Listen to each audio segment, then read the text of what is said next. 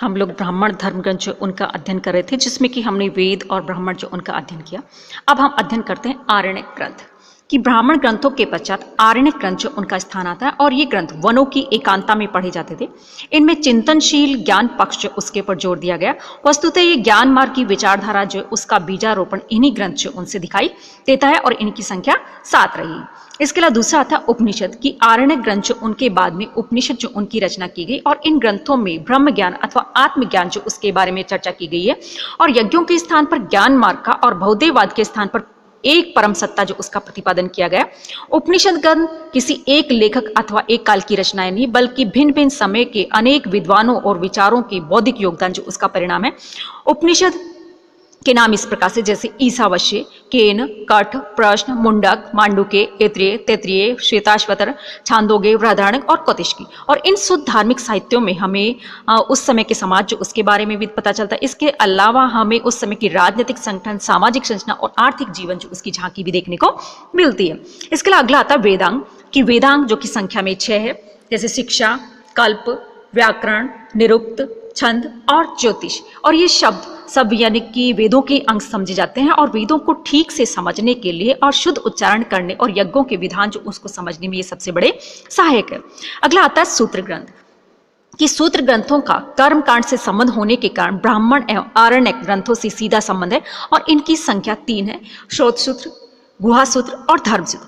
श्रोत सूत्र का संबंध ब्राह्मण ग्रंथों में वर्णित बड़े बड़े यज्ञ जो उनसे हैं, और गुहा सूत्र में गृहस्थ के दैनिक जीवन में संपन्न होने वाले जैसे संस्कार है, कर्म कांड है और मौलिक कर्तव्य जो उनका वर्णन हमें मिलता है। इसके साथ ही इनमें हमें गृह यानी कि कृषि से संबंधित, गृह निर्माण से संबंधित, तालाब या कुओं का निर्माण आदि से संबंधित प्रथाएं, इसके अलावा उत्सव, इनके साथ साथ अनेक प्रकार के शकुन, अपशकुन, निवारण, तंत्र मंत्र आदि जो उनका भी उल्लेख हमें गुहा सूत्र जो उसमें मिलता है। और इस धर्म सूत्र जो है उसका क्षेत्र परंपरागत विधि और नियम है। इसमें राज्य और मनुष्य के पारस्परिक संबंधों का उल्लेख और जाति और आश्रम जो उसके बारे में वर्णन किया गया। अगला आता है स्मृति साहित्य कि स्मृतियों में मनुष्य के संपूर्ण जीवन के विविध कार्यों के नियमों एवं निषेधों का उल्लेख मिलता है, और स्मृतियों में उस समय की सामाजिक संगठन, सिद्धांत, नियम, प्रथाएं, रीति रिवाज आदि की महत्वपूर्ण जानकारी मिलती है। इसके अलावा प्राचीन भारत के सामाजिक इतिहास की अधिक से अधिक जानकारी हमें इन्हीं में उपलब्ध होती है, और स्मृतियों की संख्या भी अनेक रही है, परंतु इनमें जैसे मनुस्मृति है, याज्ञवल्क्य स्मृति है, नारद स्मृति है, बृहस्पति स्मृति और पाराशर स्मृति जो वो सबसे प्रमुख रही है। अगला आता है महाकाव्य, उनके बारे में आप सभी जानते हो, जैसे कि रामायण और महाभारत, ये 2 बड़े महाकाव्य हैं कि ब्राह्मण ग्रंथों में भारत के 2 प्राचीन महाकाव्य जैसे रामायण और महाभारत, इनका भी सबसे ज्यादा स्थान रहा है। ये महाकाव्य देश की तत्कालीन राजनीतिक स्थिति, भौगोलिक दशा, इसके अलावा सांस्कृतिक समृद्धि और रहन सहन आदि का हमें विस्तृत वर्णन जो है देते हैं। इसके अलावा आते हैं पुराण कि पुराण जो उनकी संख्या 18 है, और इन ग्रंथों में महत्वपूर्ण ऐतिहासिक सामग्री हमें जो देखने को मिलती है। इनमें अति प्राचीन काल से परंपरागत धर्म, इतिहास, सृष्टि और प्रलय, आख्यान, विज्ञान आदि का वर्णन हमें मिलता है। और पुराण में मुख्य रूप से 5 बातें जो उनके ऊपर विशेष रूप से जोर दिया गया है। जैसे पहला आता है कि सृष्टि की उत्पत्ति किस प्रकार से हुई थी, दूसरा इस सृष्टि का प्रलय किस प्रकार से होता है, तीसरा इस काल में विभिन्न मनवंतर यानी कि विभाग कौन कौन से हैं, चौथा आता है कि इन विविध मनवंतरों में किन वंशों ने शासन किया था, और पांचवा आता है कि इन वंश व राजाओं के चरित्र क्या क्या रहे थे। और इसमें विष्णु, शिव, भागवत, मार्कंडेय, अग्नि और भविष्य पुराण जो उनका विशेष ऐतिहासिक महत्व मिलता है। इनमें शिशुनाग वंश, नंद, इसके अलावा मौर्य, शुंग, कर्णव, आंध्र, गुप्त आदि राजवंश जो उनकी वंशावलियां जो वो मिलती है। और इसमें संदेह नहीं कि पुराणों का विवरण प्राय अस्पष्ट है, पर इसका ठीक तरह से अनुशीलन और विवेचन करने पर हम भारत के प्राचीन राज्यों, उन पर शासन करने वाले राजवंश और राजाओं के संबंध में बहुत अधिक जानकारी प्राप्त कर सकते हैं। तो ये आपके ब्राह्मण धर्म ग्रंथ रहे थे। अगला बिंदु आता है बौद्ध धर्म ग्रंथ। आपने देखा कि इस समय ब्राह्मण, बौद्ध और जैन तीनों ही यानी कि धर्म जो प्रचलित थे, तो इस प्रकार से तीनों ही धर्मों से संबंधित जो ग्रंथ लिखे गए थे उनसे हमें उस समय के इतिहास जो उसकी जानकारी मिलती है। अब दूसरा बिंदु हम क्या करेंगे, बौद्ध धर्म ग्रंथ कि ब्राह्मण साहित्य की भांति बौद्ध साहित्य जो था वो भी बहुत विशाल था, और अपनी प्राचीन भारतीय इतिहास के निर्माण में उसका योगदान भी कोई कम नहीं है। और इस साहित्य ने कुछ ऐसे तथ्यों पर भी प्रकाश डाला कि जिस पर समकालीन ब्राह्मण साहित्य जो है बिल्कुल मौन है और प्रारंभिक बौद्ध ग्रंथ पाली भाषा में लिखे गए थे, परंतु बाद के बौद्ध विद्वानों ने संस्कृत भाषा जो उसमें भी ग्रंथ लिखे थे। इनमें सबसे पहला था पिटक ग्रंथ कि बौद्धों में धार्मिक सिद्धांत मुख्य सिद्ध, यानी कि बौद्धों के जितने भी धार्मिक सिद्धांत जो है वो मुख्य रूप से 3 ग्रंथ है जो कि पिटक ग्रंथ जो है उनके नाम से जाने जाते हैं और उनके अंदर उनके सारे धार्मिक जो रीति रिवाज नियम परंपराएं जो वो लिखी गई ये 3 है, जैसे विनय पिटक पहला, दूसरा सुत्त पिटक और तीसरा अभिधम्म पिटक। और संख्या में 3 होने के कारण कहा जाता है कि इनको त्रिपिटक जो उसके नाम से भी जाना जाता है। इनमें विनय पिटक सबसे पुराना बताया जाता है और इसमें भिक्षु भिक्षुणियों के संग तथा उनके दैनिक जीवन संबंधी आचार विचार, विधि निषेध और यम नियम आदि जो उनका संग्रह किया गया। दूसरा आता है आपका सुत्त पिटक, उसमें बौद्ध धर्म के उपदेश, सिद्धांत, आख्यान, उदाहरण और कथानक जो उनका संग्रह किया गया है। और अभिधम्म पिटक में बौद्ध धर्म के सिद्धांतों और दर्शन की उच्च स्तर पर विवेचना की गई है। और ये ग्रंथ हालांकि पूरी तरह से धर्मपरक है, पर इनमें भी बुद्ध के समय के भारत के संबंध में हमें बहुत सारी जानकारी जो है मिलती है। और फिर बाद में इन त्रिपिटक ग्रंथ जो उनके आधार पर अन्य भाष्य और टीकाएं जो वो लिखी गई थी और उनसे भी हमें उस समय के इतिहास जो उसकी जानकारी मिलती है।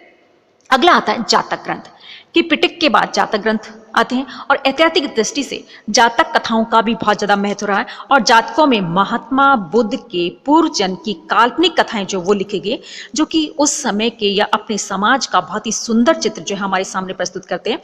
और इन कथा में उस युग के अनेक राजाएं जो उनका भी यानी कि कहीं कहीं वर्णन मिलता है। और मौलिक जातक ग्रंथ कहा जाता है कि पूरी तरह से विलुप्त हो गए, लेकिन इनके ऊपर लिखी गई टीकाएं जैसे जातक टठवन्ना से हमें उस समय के बारे में पर्याप्त जानकारी मिलती है। और इन जातक ग्रंथों में बौद्धकालीन भारत की सामाजिक, आर्थिक, धार्मिक और राजनीतिक दिशा जो उसकी जानकारी मिलती है।